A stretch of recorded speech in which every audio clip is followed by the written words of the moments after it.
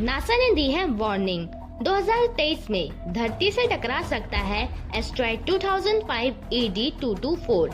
इस एस्ट्रॉइड का size leaning tower of Pisa जितना बड़ा है और ये साइज काफी है एक पूरे शहर को नष्ट करने के लिए। और ये एस्ट्रॉइड सिर्फ एक बार ही धरती के क्लोज नहीं आएगा, ये आने वाले कुछ सालों में 5 बार और धरती के क्लोज आएगा और इसके धरती से टकराने की भी संभावनाएं हैं। तो आइए जानते हैं इस एस्ट्रॉइड के बारे में। ये कब कब धरती के क्लोज आएगा और इसके कितने चांस है धरती से टकराने के। So let's start this video.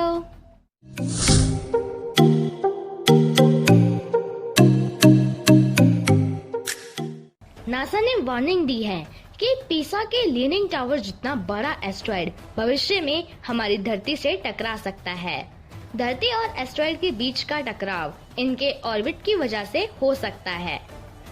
इस एस्ट्रॉइड का नाम है 2005 ED224। ये एस्ट्रॉइड अभी एजेंसी के एस्ट्रॉइड ट्रैकिंग सिस्टम सेंट्री द्वारा मॉनिटर किया जा रहा है। सेंट्री की लिस्ट के अकॉर्डिंग 2005 ED224 की नॉन जीरो इम्पैक्ट की प्रोबेबिलिटी है। सेंट्री द्वारा कलेक्ट किए गए डेटा के अकॉर्डिंग 2005 ED224 एस्ट्रॉइड अभी स्पेस में 90,000 किलोमीटर पर आवर की स्पीड से घूम रहा है।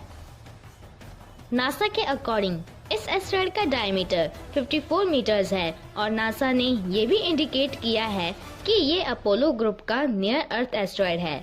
इस ग्रुप के बाकी एस्ट्रॉइड्स की तरह ये एस्ट्रॉइड भी एक अर्थ क्रॉसिंग ऑर्बिट फॉलो करता है। इसका मतलब है कि टाइम टू टाइम इस एस्ट्रॉइड का ऑर्बिट अर्थ को इंटरसेक्ट करता रहता है।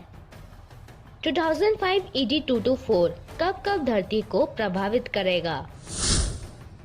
अकॉर्डिंग टू सेंट्री इस एस्ट्रॉइड के टोटल 5 पोटेंशियल अर्थ इम्पैक्ट्स डिटेक्ट किए गए हैं जो कि 2023 से 2064 के बीच होंगे और इसका पहला इम्पैक्ट 11 मार्च 2023 में होगा। 2005 ED224 एस्ट्रॉइड धरती से इसलिए टकरा सकता है क्योंकि ये धरती के मार्ग को पार करता है, पर कुछ फैक्टर्स इसकी ट्रैजेक्टरी को चेंज कर सकते हैं, यानी इसके धरती से टकराने के मार्ग को बदल सकते हैं।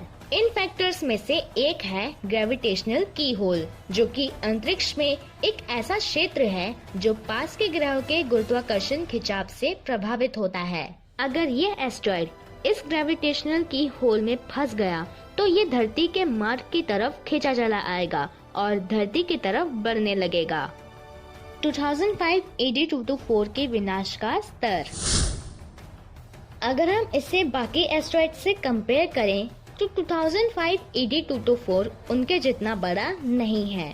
आमतौर पर इस साइज के एस्ट्रॉइड्स जमीन पर पहुंचने से पहले पृथ्वी के वायुमंडल में आके नष्ट हो जाते हैं, पर ये एस्ट्रॉइड 90,000 किलोमीटर पर आवर की गति से यात्रा कर रहा है तो इस तेजी से नष्ट हुए बिना ये एटमॉस्फेयर में आ सकता है और अगर ये सफलतापूर्वक धरती के एटमॉस्फेयर में प्रवेश करता है तो ये जमीन से टकरा सकता है और लगभग आधा किलोमीटर चौड़ा गड्ढा बना सकता है।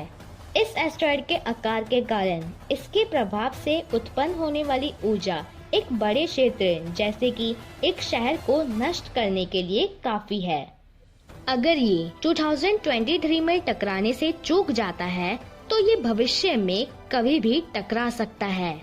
सेंट्री द्वारा दी गई जानकारी के अनुसार इस एस्ट्रॉइड की धरती से 2028, 2029, 2030 और 2064 में टकराने की संभावनाएं हैं और इसका पॉसिबल इम्पैक्ट अंतरिक्ष के कई फैक्टर्स पे डिपेंड करता है।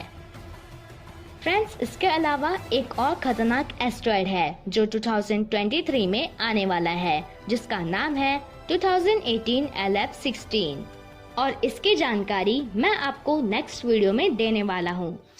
अगर आपने मेरे चैनल को अभी तक सब्सक्राइब नहीं किया है तो सब्सक्राइब करके बेल आइकन दबा दीजिए ताकि मेरी वीडियो आपसे मिस ना हो सके। And stay tuned with Moneyverse. Thanks for watching.